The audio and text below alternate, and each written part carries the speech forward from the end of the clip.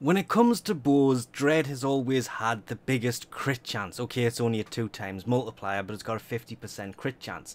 The Daiku, only a 20%. Cernos, even the Cernos Prime 35s. The Paris has a 30. Mark 1 Paris also has a 30. The Mutalist Cernos has 15, which is a heck of a shame for that weapon. It is more of a status-based bow though. And as I say, the Paris has 30. The Paris Prime was the only thing that came close at a 45% crit chance. Until now, 235 platinum for it is kind of justified, considering the damage numbers and the fact that it also has 50% crit chance. Being a Mastery Rank 8 weapon that you cannot put Thunderbolt on, because I checked and it wasn't there. This thing shows a lot of promise. It reloads a little quicker than the Dread. It does take longer to charge despite having the same fire rate. It is a charge based weapon. It has more impact, but that's the only physical damage it has. It has 10 cold damage, which to be fair is tiny numbers, but it has 660 blast damage, and that's because, well, warning, safety protocols do not exist on this prototype. Excess ammo picked up by other weapons will be converted into charges for the Lenz. This has got me intrigued quite a bit about this weapon. It could be really good. It could be really bad. It does have 2 dashes. I will probably be throwing quite a few V's on this though. I went overkill on this. I've dropped 6 forma in it. We will get to that in a bit. But it's true, this thing has a detonating to it. Finally, we have a weapon, a bow, that shoots explosive arrows. Kind of weirdly though, because yes, it shoots explosive arrows that do... You can see the physical range of the explosion, which is visually great.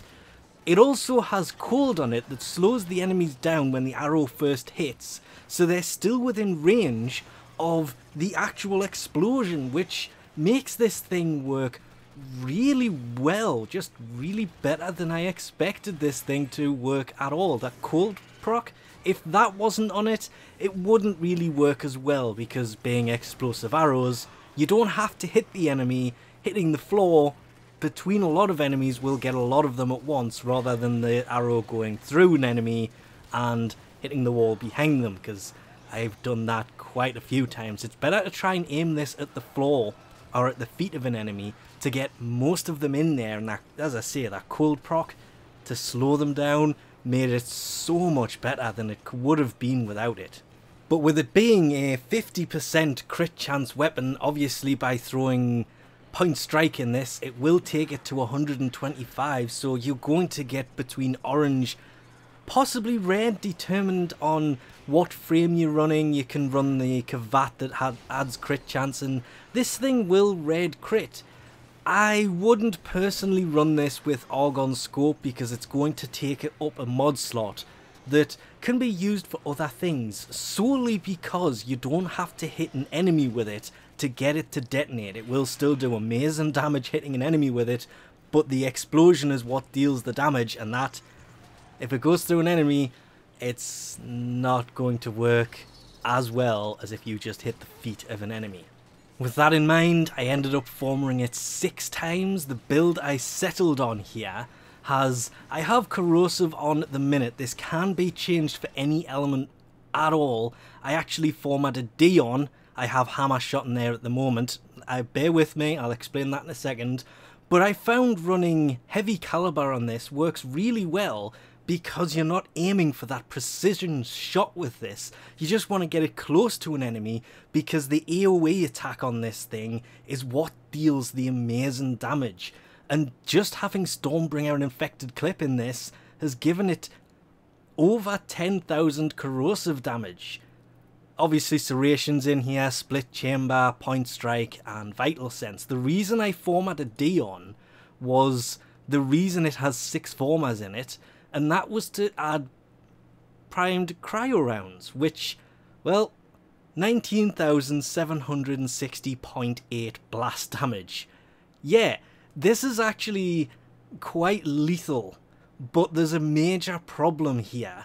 And turns out, because this is the build I've been using while actually leveling it up, I dropped the ball. See, I have Argon Scope on here. It increased the crit. It still works, but for the AoE attacks, putting Vital Sense in makes much more sense, which is the only reason I have Hammer Shot on the build that I've settled on now that I've finished forming it, because it's given it a 5.6 times crit multiplier and 5.6 times 10,588 corrosive. Well, any enemy that gets close to that is just going to get straight up annihilated. That, of course, leading to the bad side of this weapon. It has a fairly long charge rate for what is probably one of the best crit-based weapons. People got me wrong in the update video when the weapon dropped, of me saying it has low crit chance. I was talking about once maxed, it'll only go up to... It's still a high number, I don't know where my brain was with that. I was thinking of something else. I was thinking this has high crit numbers, but for some reason I thought the Dread and the Paris had way more crit chance than they actually do. I thought those things used to hit 150, 160% crit chance. Nope, barely go over 100. I don't tend to use those anymore. I prefer the Cernos, and pretty much always have since the Cernos came out, and that isn't really the best crit weapon anyway. But the bad side of this, apart from the charge rate being... It's not exactly so slow that it's a big problem, but the maximum ammo of 6, and even putting an ammo drum on this will only give you 7 rounds. That is it. You have 7 ammo, or 6 ammo, ignore the ammo drum adding 1 round, 6 ammo, and then you're out of ammo. They made up for this by, it has a built-in ammo mutator, so it will pick up any ammo laying around and convert it to arrow ammo, which is great. But it does mean there's a bad side effect of that. You don't have to run a sentinel with vacuum on, but that will help while using the weapon. But you will constantly be looking for ammo for this thing, and depending on what you're doing, it can be a problem at times. At other times, for defense missions and such, there'll be ammo laying around. It won't be such a big problem. Survival could be a bit of a problem. But like a lot of things, it just depends on what you're using it for as to how bad it's going to be on that ammo consumption. Remember to take a secondary with you, because if you don't have one equipped and you run out of ammo and you don't have a melee either, you will just put the weapon away and start running around with nothing equipped. That's a really bad side. Always have other weapons equipped. Anyway, we'll leave this off here for now. Thanks for watching, and I'll catch yous next time.